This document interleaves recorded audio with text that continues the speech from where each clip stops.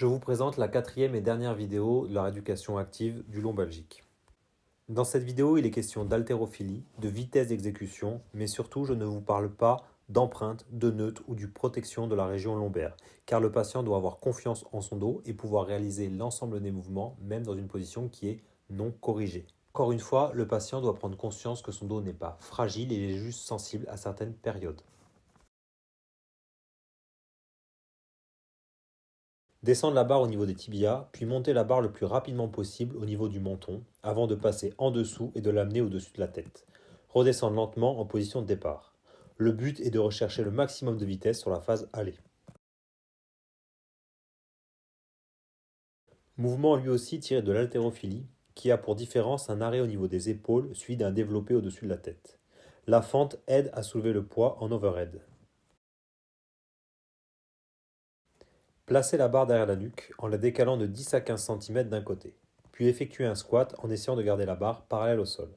Je ne vous parle pas du placement du dos car l'objectif n'est pas de corriger le patient car il doit réussir à faire l'exercice dans une position lombaire différente et non corrigée et dans la mesure où le poids est raisonnable.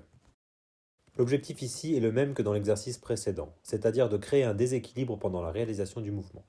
La mise en tension des élastiques par les poids durant la descente crée un mouvement lors de la remontée qui fait travailler la stabilité globale du corps. Encore un exemple de squat instable avec ici une réalisation sur un bosu retourné. Déverrouillez les genoux, penchez le buste en avant en envoyant simultanément les fesses en arrière. Sans modifier la position de son buste, amenez la barre entre le nombril et sous la poitrine. Départ debout et coudes tendus. Se pencher en avant sans plier les genoux comme si vous n'étiez articulé qu'au niveau des hanches. Descendre le plus possible ou jusqu'à sentir une tension à l'arrière des cuisses. Remontez lentement. On peut varier l'exercice en remontant le plus rapidement possible. Placez sa tête et le haut de son buste sur un Swiss ball pour augmenter l'instabilité. La barre, quant à elle, est placée sur les cuisses. Amenez les fesses en direction du sol en cherchant à enrouler son dos sur le ballon. Remontez rapidement en position de départ en stabilisant son corps en position haute avant d'enchaîner les répétitions. Dans la même position que précédemment, mais cette fois-ci avec la barre au-dessus de la poitrine. Amenez la barre derrière la tête sans modifier la position de sa région lombaire pour revenir en position de départ.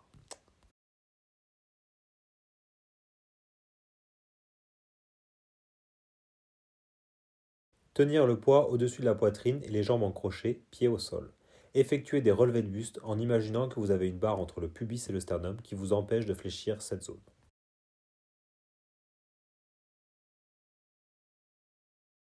Idem mais avec les jambes en chaise renversée.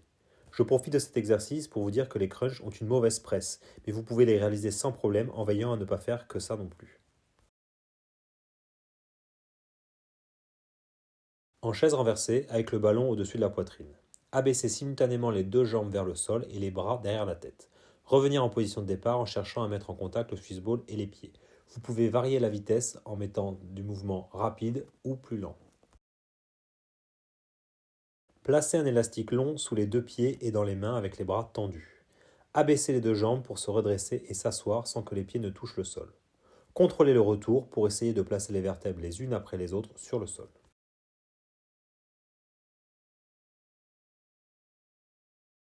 Genoux au sol, faire glisser la roue vers l'avant en gardant l'alignement fesses, tronc, tête à l'aller et au retour. Avec les patins, la seule différence est le retour qui s'effectuera une main puis l'autre.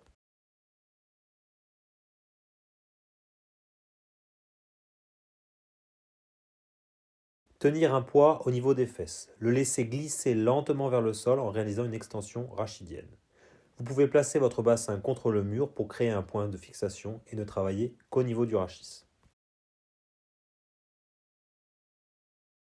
Debout, sur un step, poids dans les mains devant les cuisses. Se pencher en avant en enroulant d'abord la tête, puis les dorsales et ensuite les lombaires en essayant de garder les genoux en extension. Le retour s'effectuera dans le sens inverse avec la tête et le regard en dernier.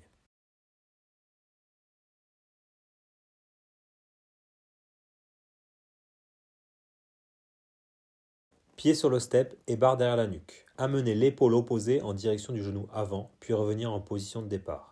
Effectuez plusieurs répétitions avant de changer de côté.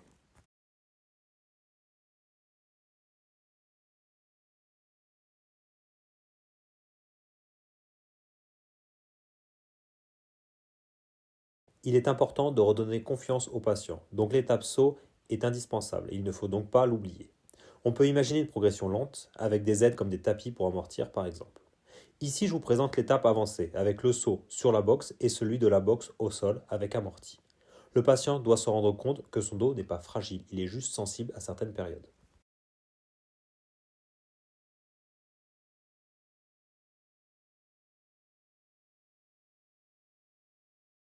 Placez un genou au centre du bosu et posez la main opposée à ce genou au sol.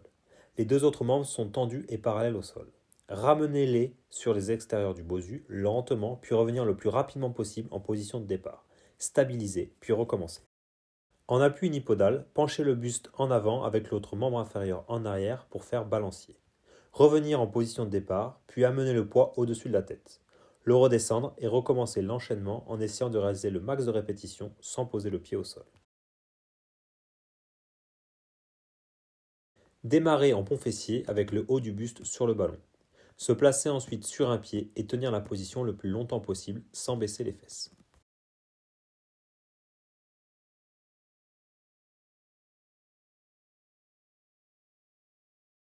Reculer une jambe et la barre du même côté, puis changer de côté sans reposer le pied au centre lors de la transition.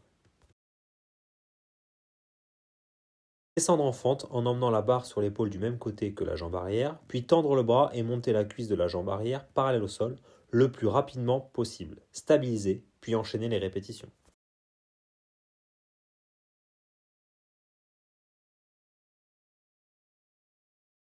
Les deux pieds dans les sangles du TRX et les coudes tendus. Maintenir la position en gardant les fesses serrées et le ventre rentré, ainsi que l'alignement cuisse, tronc, tête. Pour plus de difficultés, vous pouvez effectuer des mouvements avec les deux membres inférieurs. Toujours dans l'objectif de difficulté et de variation, vous pouvez, dans la position précédente, chercher à lever les fesses en rapprochant les pieds des mains. Contrôlez le retour pour maintenir l'alignement décrit précédemment.